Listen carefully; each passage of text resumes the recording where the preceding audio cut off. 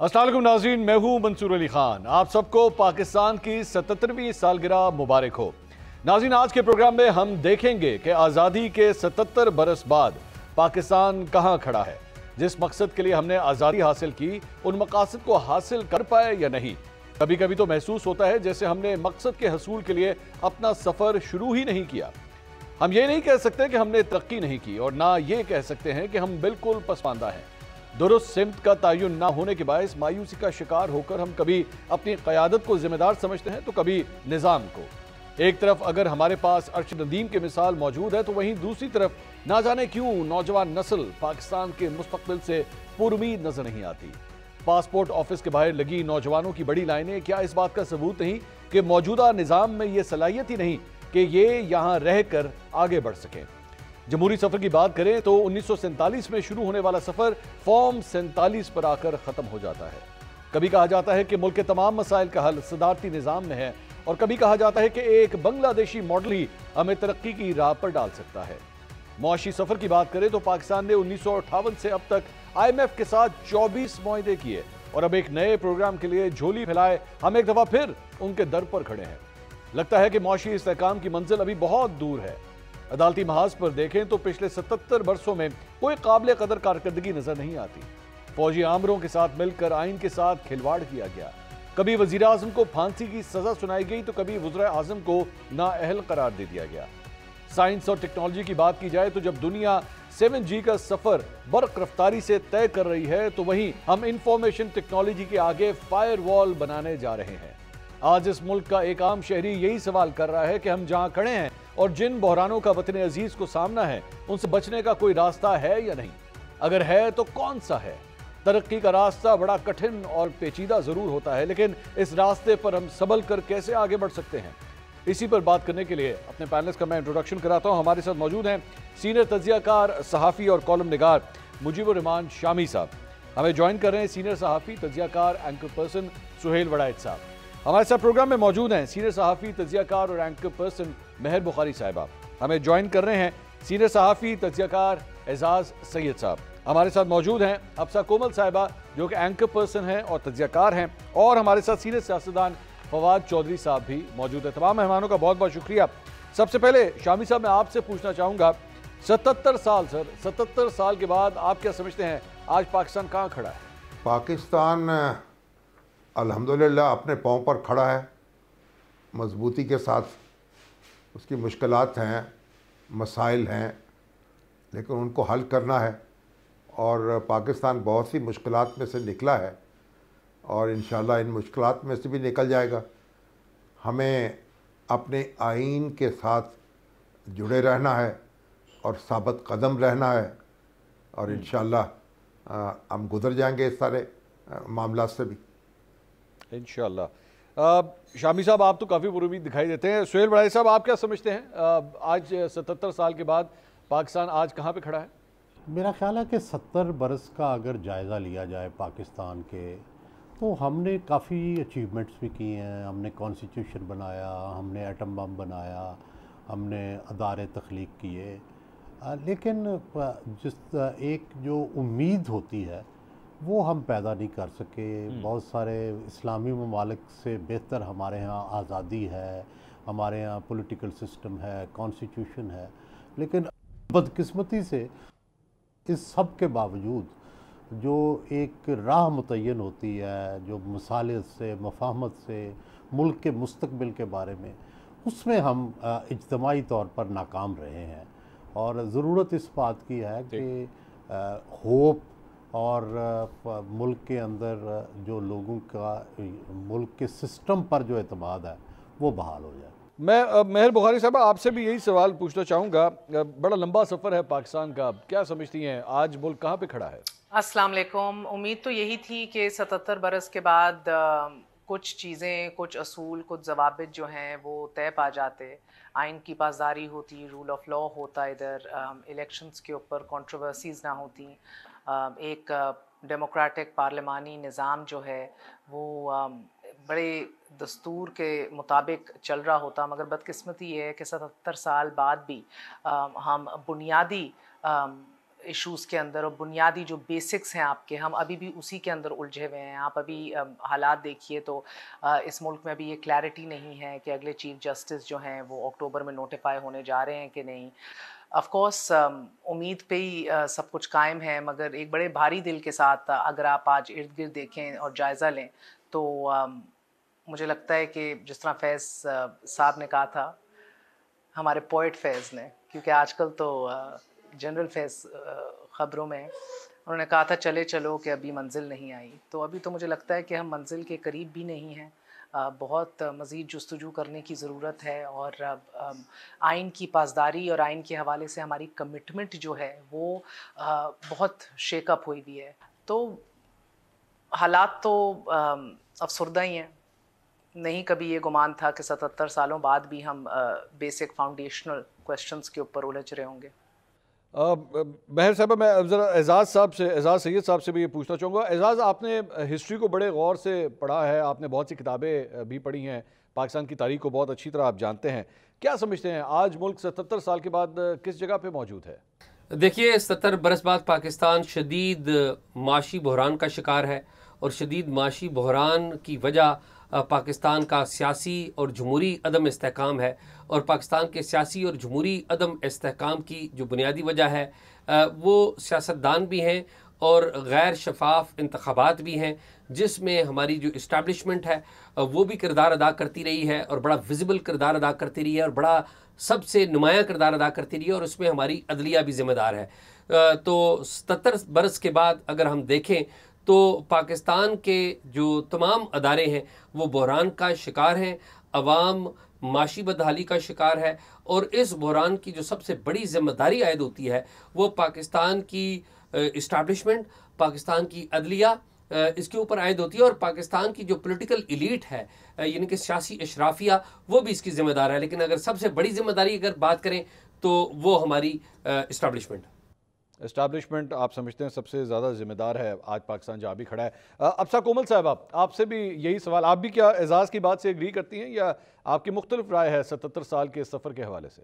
77 बरस बाद पाकिस्तान आज एक बड़ी मुबहिम किस्म की सूरत हाल का शिकार है। पाकिस्तान में तारीख़ी तकसीम है, समाजी मामलात से लेकर जो सियासत है उस तक, और उससे बढ़कर मजहबी हवालों से। हाँ, हम जैसे जो लोग आम आदमी में जाते हैं, उनके ख़यालात जानते हैं, उनके जज्बात को देखते हैं करीब से, वो ज़्यादा बेहतर जानते हैं कि आज जो सूरत हाल है इससे पहले नहीं थी। तो 77 साल बाद आज जब हम देखते हैं पूरा ट्रैक रिकॉर्ड अपना, तो इस बात का बड़ा दुख होता है कि न सिर्फ हमने आज़ादी के बाद आमरीत के अदवार देखे, वहाँ से होते हुए आज हम एक ऐसे सिलसिले का शिकार हैं जहाँ पे हाइब्रिड निज़ाम होते हैं, हुकूमत किसी के पास होती है और इख्तियार किसी और के पास होता है। तो इस चीज़ ने पाकिस्तान में लोगों के जहनों में एक डिबेट को जनरेट किया है। हम खुदा का बहुत शुक्र अदा करते हैं कि हम एक आज़ाद मुल्क में रहते हैं, लेकिन ये भी ज़रूर सोचते हैं कि ये 77 साल पहले हुआ फ़ैसला क्या एक दुरुस्त फ़ैसला था, उसके बाद हम कहाँ गए और हमारे आसपास के ममालिक कहाँ पहुँचे। सो मैं ये समझती हूँ कि आज पाकिस्तान एक तारीख़ी नाउमीदी का और परेशानी का एक आम आदमी पाकिस्तान में शिकार है, और जो 77 साल का रिकॉर्ड है उसके ऊपर अगर नज़र डाली जाए तो उसमें बहुत कम हमारे पास अच्छी मिसालें हैं जो हम यहाँ पे कोट कर सकें। कम अच्छी मिसालें। फवाद चौधरी साहब भी हमारे साथ मौजूद हैं। चौधरी साहब, ज़ाहिर बात है आप एक सियासतदान भी हैं, हमारे शोबे से भी ताल्लुक़ रहा है आपका। ये आज जहाँ पे हम खड़े हैं एक बड़ी पोलराइज किस्म की सोसाइटी लगती है आज पाकिस्तान के अंदर। क्या समझते हैं आज 77 साल के बाद यही वो ख्वाब था जो कायदा आज़म ने देखा था? आप मुल्क आज जहाँ पे खड़ा है किस तरह देख रहे हैं सूरत हाल को? 77 बरस के बाद अगर तो आप 1947 से कंपैरिजन करें फिर तो जाहिर है कि हम बहुत आगे हैं। 1947 में जो हालात थे आज उससे बहुत बेहतर है। लेकिन अगर आप अपने कंटेम्प्रेरीज के साथ या उन मुल्कों के साथ जो उस वक़्त आज़ाद हुए थे आप कंपैरिजन करें तो फिर आपको लगता है कि आप उतना कुछ अचीव नहीं कर सके जो आपको करना चाहिए था। और जो एक बुनियादी सवाल थे हमारे वो कुछ हम तय नहीं कर सके। हमारा जो नेशनलिज्म है उसकी नौइयत क्या होगी, वो रिलीजियस नेशनलिज्म होगा या वो हमारी सरहदों से जुड़ा हुआ नेशनलिज्म होगा, ये भी हमारा अभी क्लियर नहीं है। लेकिन बहरहाल 1947 से हम बहुत आगे हैं। 1947 में बहुत आगे। लेकिन चौधरी साहब, मैं यहीं पे आपसे एक और सवाल भी करना चाहूँगा कि ये कहा जा रहा था कि मुल्क के अंदर जो है वो सियासी इस्तेहकाम जो है वो आ जाएगा जब इलेक्शंस हो जाएंगे। अब इलेक्शंस तो हो गए, लेकिन उसके बावजूद अभी भी हम देख रहे हैं कि ना मुआशी इस्तेहकाम है, ना सियासी इस्तेहकाम है, और बैलेट से तो अब इस्तेहकाम नहीं आया है। तो आखिर मसला क्या है, इसके ऊपर रोशनी डालिएगा। नहीं, इलेक्शन होते तो इस्तेहकाम हो जाता, सिलेक्शन हुई है जिसकी वजह से अदम इस्तेहकाम है। अच्छा। अब भी इलेक्शन होंगे तो इस्तेहकाम आएगा, सिलेक्शन होगी तो अदम इस्तेहकाम रहेगा। तो आपने यही तो फैसला करना है कि आप इस्तेहकाम लाना चाहते हैं तो फिर आपको इलेक्शन कराने पड़ेंगे और आप सिलेक्शन से अलहदा हो जाएं।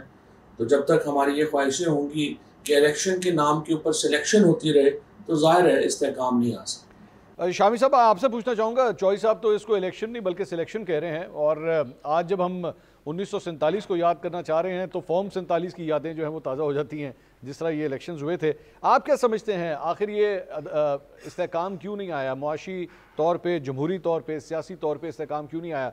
मसला क्या समझ रहे हैं आप? देखिए, जो हमारे अहले सियासत हैं, अगर वो एक दूसरे से लड़ते रहेंगे और एक दूसरे को तस्लीम नहीं करेंगे तो फिर मामलात ख़राब तो होंगे। लेकिन एनी हाउ इस वक्त तो हुकूमत काम कर रही है, हमारी मईशत बेहतर हो रही है, और जहाँ तक अदालत का ताल्लुक़ है तो उसको भी ज़ाहिर असर्ट करना है, अपनी फ़ैसले करने हैं, जो मुकदमा तो उनके सामने हों। तो मेरे ख्याल उससे घबराना नहीं चाहिए और कोशिश करनी चाहिए कि अदालत जो है उसका एहतराम भी बरकरार रहे और पार्लियामेंट अपना काम भी करती रहे, और अपोजिशन जो है वो भी कानून के और आइन के दायरे में अपना किरदार अदा करती रहे।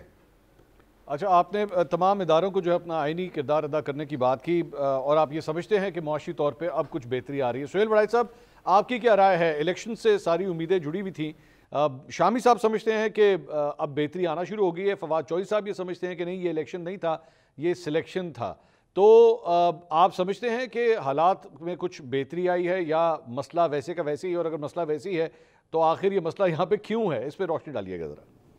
देखिए, इलेक्शन जो है, डेफिनेटली इलेक्शन से मामलात आगे तो चले हैं। ये नहीं है कि अगर इलेक्शन ना होता तो शायद और भी ज़्यादा कॉम्प्लिकेशंस, पेचीदगियाँ होती। ठीक है। क्योंकि उस वक्त अदालत भी ये फ़ैसला दे चुकी थी कि इलेक्शन हो, सियासी पार्टियां भी चाहती थीं इलेक्शन हो, लेकिन ज़ाहिर है इलेक्शन के बारे में कुछ तहफ़्फ़ुज़ात हैं एक बड़ी सियासी जमात को, और उसकी वजह से सियासी अदम इस्तेहकाम नहीं है। लेकिन अल्टीमेटली ये होता है कि जब भी पाकिस्तान में इस तरह कई इख्तलाफात होते हैं तो सारे लोग इसी वजह से वरीड हैं। तो इसका हल क्या है? इसका हल यही है कि आपस में बैठ के बातचीत की जाए, डायलॉग किया जाए और कोई रास्ता निकाला जाए।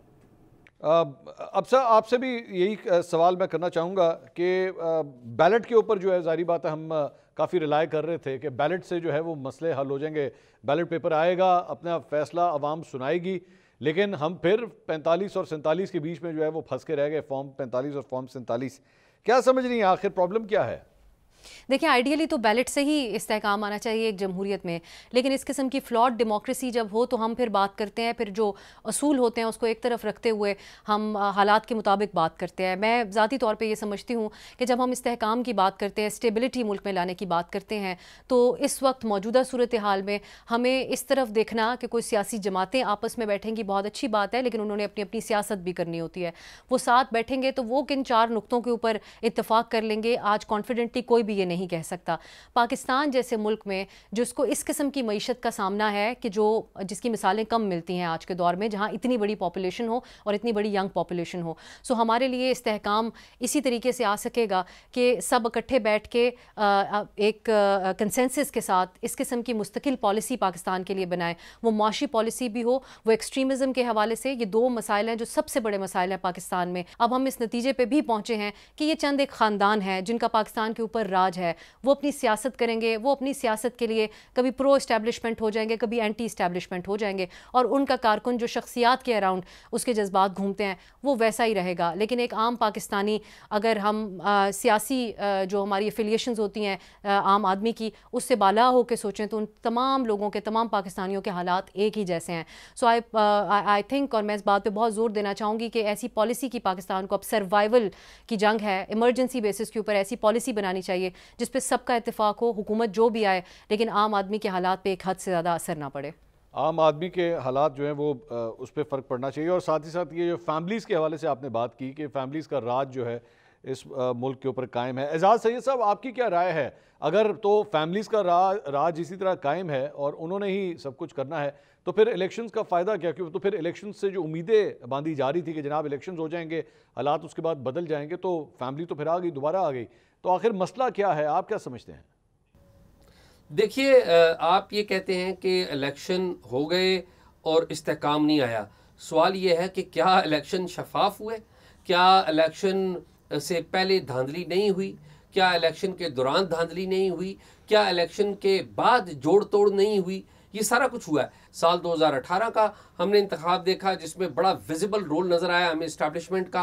प्री पोल रिगिंग भी नज़र आई और पोलिंग डे के ऊपर रिगिंग जो है वो भी रिगिंग नज़र आई, बाद में भी जोड़ तोड़ हुआ, और 2024 में भी हमें बिल्कुल वही मंजर देखने को मिला। इसीलिए सियासी अदम इस्तेहकाम का शिकार है, क्योंकि हमने जो true will of the people है उसको पाकिस्तान की पार्लियामेंट में रिफ्लेक्ट नहीं होने दिया। महर बुखारी साहब, आपसे अगला सवाल करना चाहूँगा कि आज 77 साल के बाद भी हमारी ये डिबेट, ये डिस्कशन जो है वो ख़त्म नहीं हो पा रही कि पाकिस्तान के लिए बेहतरीन निज़ाम कौन सा है। क्या जो मौजूदा निज़ाम है क्या वो हमें डिलीवर कर पा रहा है, या यहाँ पे सदारती निज़ाम जो है वो होना चाहिए? आप क्या समझती हैं मुल्क के लिए बेहतर निज़ाम कौन सा हो सकता है? देखिए, ये तो बहस बहुत देर से चल रही है। अल्लाह जन्नत नसीब करे नवाबज़ादा नसरुल्लाह ख़ान की कौमी हुकूमतों के नुस्खे हों या सदारती निज़ाम के साथ हम प्ले अराउंड करें, इधर अमीरुल मोमिनीन की ख्वाहिशात हों। हमने सब कुछ देख लिया है, तवील तरीन आमरीतें भी भुगत ली हैं। इधर जमहूरियत, पार्लिमानी निज़ाम ही बेहतरीन हल है, मगर उस जमहूरियत और उस निज़ाम से मुखलिस होना और आइन की मुकम्मल पासदारी करना, ये असल जो है उसकी स्पिरिट है। आपका जमहूरियत में और पार्लिमानी निज़ाम का तो हुस्न ही ये है कि उसमें बर्दाश्त भी हो और इत्तेफाक राय कायम भी किया जाए, गुफ्तो शनीद भी हो। मगर ये सारे फैक्टर्स जो हैं आज आप देख रही हैं कि हमें माइनस में दिखाई दे रहे हैं। इनकी गैर मौजूदगी में, in the absence of any flexibility, in the absence of any political wisdom, in the absence of rule of law or the commitment to rule of law or the respect of institutions, फिर आप इधर आके खड़े हो जाते हैं जिधर आज हम खड़े हैं कि हम शायद हर वो मॉडल ज़रूर हैं, नहीं है तो एक मुतहर्रिक पार्लिमानी जमहूरी निज़ाम नहीं है। सुहेल वड़ाइच साहब, आपने भी ज़ाहिर बात है मार्शल लॉ के अदवार भी आपने कवर किए, सहाफ़ी होते हुए आपने जमहूरी निज़ाम भी देखा, आज का जो हाइब्रिड प्लस निज़ाम है उसको भी आप कवर करते रहे हैं। लेकिन एक डिबेट अभी तक 77 साल से ये जारी है कि जनाब ये मौजूदा सिस्टम रिजल्ट्स दे रहा है या नहीं दे रहा है यहाँ पे, या फिर सदारती निज़ाम आना चाहिए, जिस तरह खान साहब भी बार बार इसका मुतालबा करते हैं। आप क्या समझते हैं, क्या मुल्क के लिए बेहतर निज़ाम कौन सा हो सकता है? ये देखें, इसमें तो अब कोई सेकंड ओपिनियन और ऑप्शन नहीं है। उसकी वजह यह है कि सबसे पहले तो कायदे आज़म ने पाकिस्तान में पार्लिमानी निज़ाम की बुनियाद रखी। उन्होंने ख़ुद वज़ीर आज़म लियाकत अली ख़ान को बनाया। उसके बाद एक दफ़ा सदारती निज़ाम आया तो फिर राउंड टेबल कॉन्फ्रेंस हुई, सब सियासी जमातों ने इत्तफ़ाक़ किया कि नहीं, इस मुल्क में पार्लिमानी निज़ाम होना चाहिए। हाँ, पार्लिमानी निज़ाम को किस तरह से इफ़ेक्टिव, किस तरह से बेहतर कर सकते हैं, इस पे तो बात होनी चाहिए। जो चीज़ें सेटल हो चुकी हैं, 1973 का आइन बन चुका है, हर एक का रोल मुतय्यन हो चुका है, अब उस रोल से कोई बाहर आता है या उसको नहीं पूरा करता, इस पे बात होनी चाहिए। लेकिन जो चीज़ें सेटल हैं उससे आगे जाना चाहिए। अब हम वापस पीछे नहीं जा सकते कि फिर से ये तय करें कि क्या सदारती निज़ाम बेहतर है या पार्लिमानी निज़ाम बेहतर है।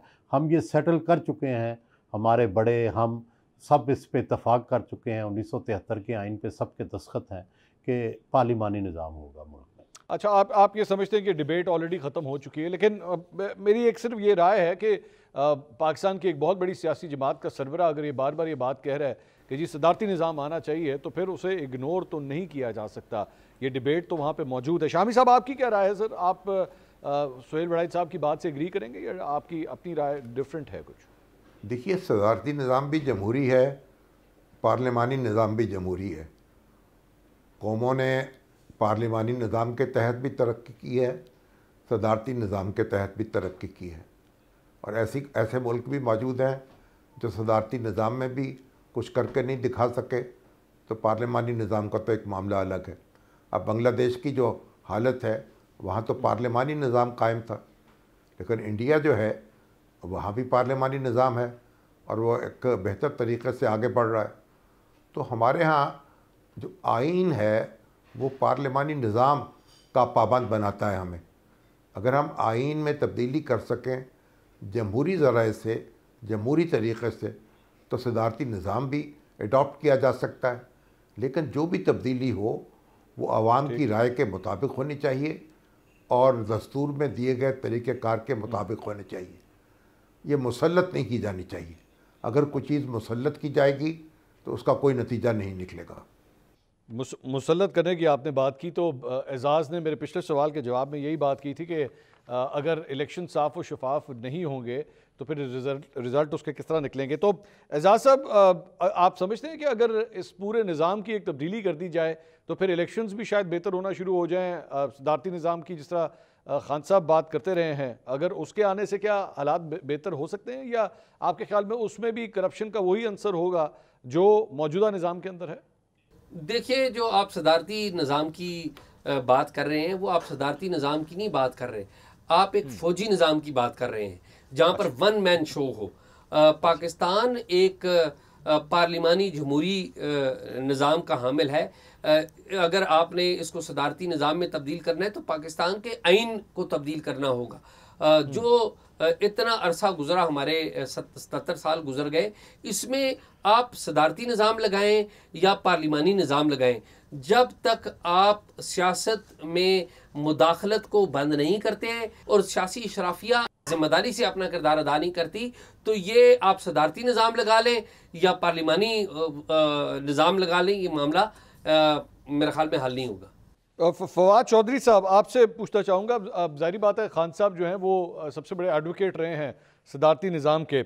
आप समझते हैं कि ये जो मौजूदा निज़ाम है ये ज़्यादा बेहतर रिजल्ट्स प्रोड्यूस कर रहा है, या जो सदारती निज़ाम आएगा उससे नताइज ज़्यादा बेहतर हो सकते हैं?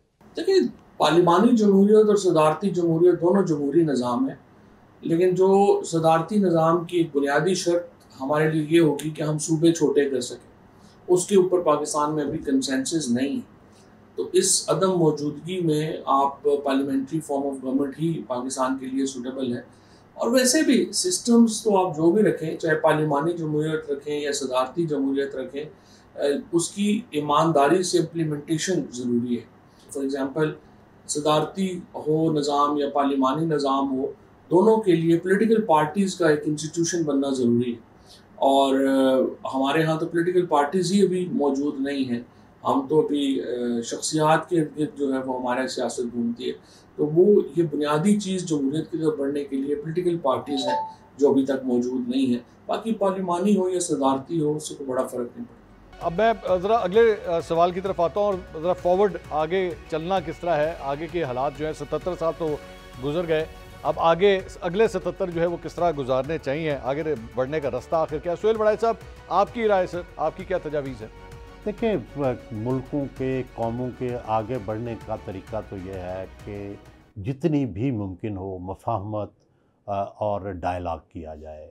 हर मुल्क के अंदर मसाइल होते हैं और हर मुल्क जो है उसने उन मसाइल से निपटना होता है। अमेरिका में भी आज भी मसाइल हैं, बरतानिया में आज भी मसाइल हैं, लेकिन क्या तरीका है? तरीका यह है कि डायलॉग होता है, कंसेंसस होता है, कुछ चीज़ें तय हो जाती हैं, कुछ तय नहीं हो पाती। जितनी चीज़ें तय होती जाएं उनको इम्प्लीमेंट करते जाएं।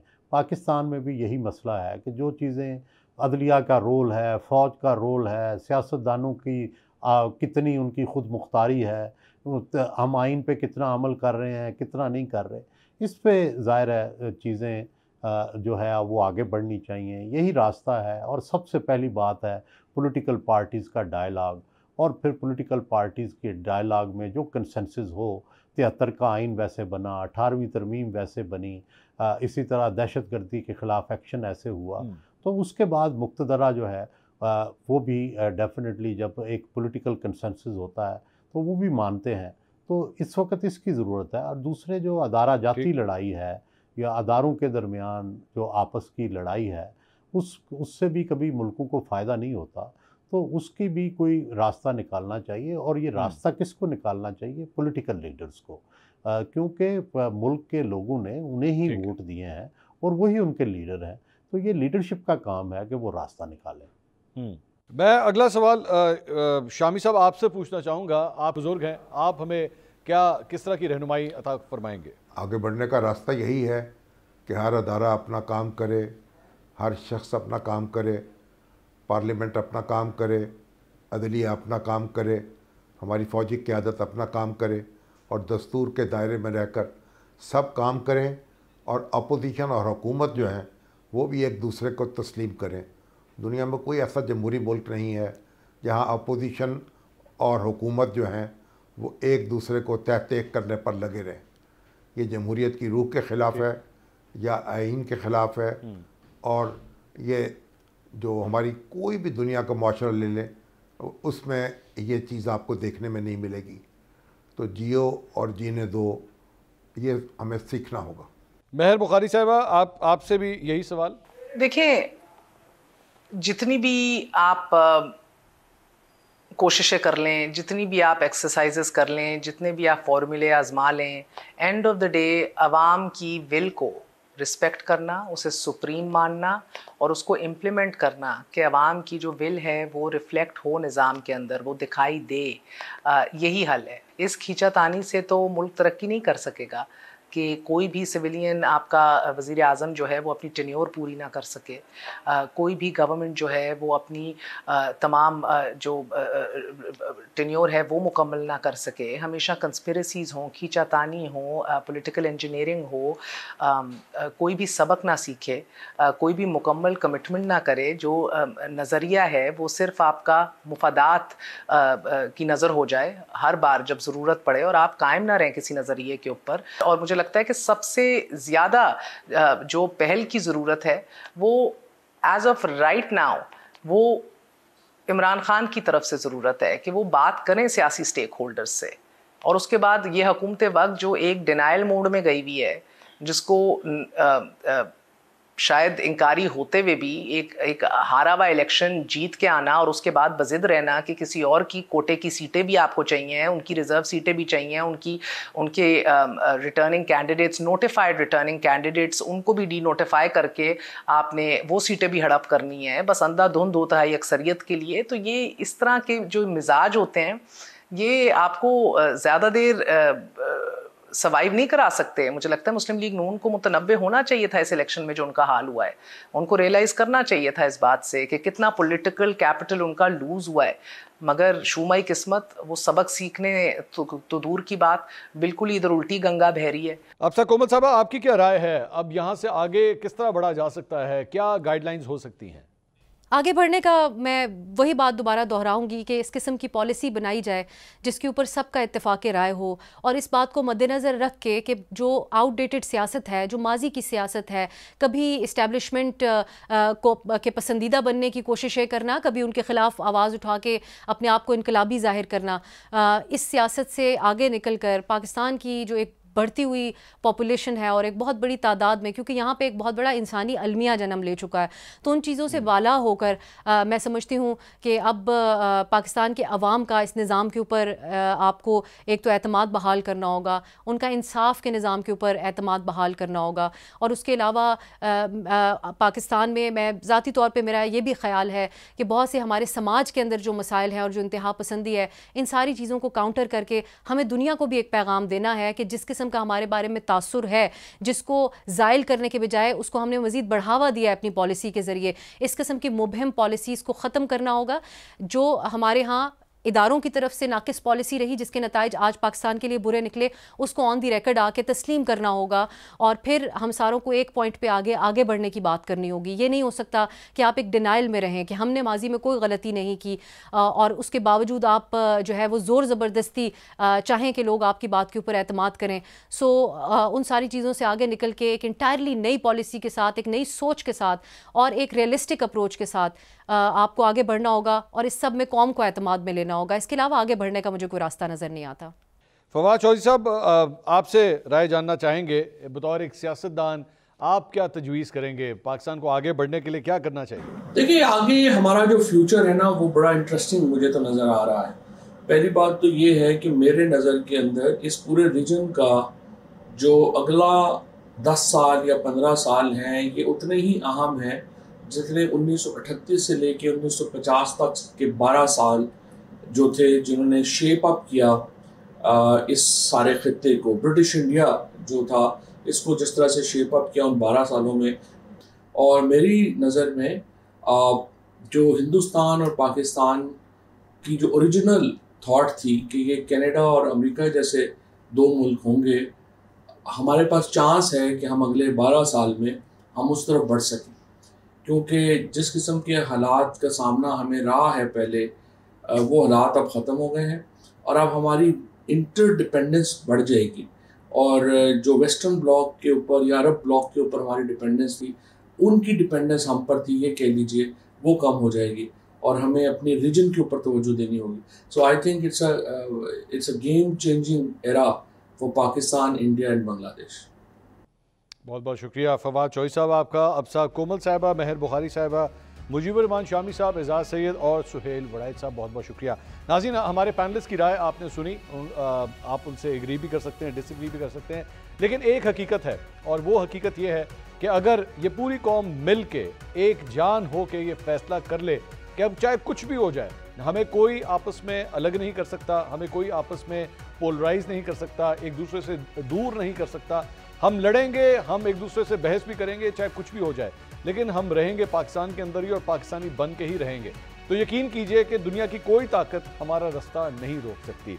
इख्तलाफात हो सकते हैं, लेकिन भाइयों में भी इख्तलाफात होते हैं, लेकिन वो रहते फिर भी इकट्ठे ही हैं। इंशाल्लाह दुआ है कि ये मुल्क भी इंशाल्लाह इसी तरह ही तरक्की करे और आगे चलता रहे। इख्तलाफात आएंगे, लेकिन आपस में मिल बैठ के बातचीत करके इन इख्तलाफात को ख़त्म भी किया जा सकता है। प्रोग्राम से अब तक के लिए इतना ही। कल आपसे दोबारा मुलाकात होगी। अल्लाह हाफ़िज़।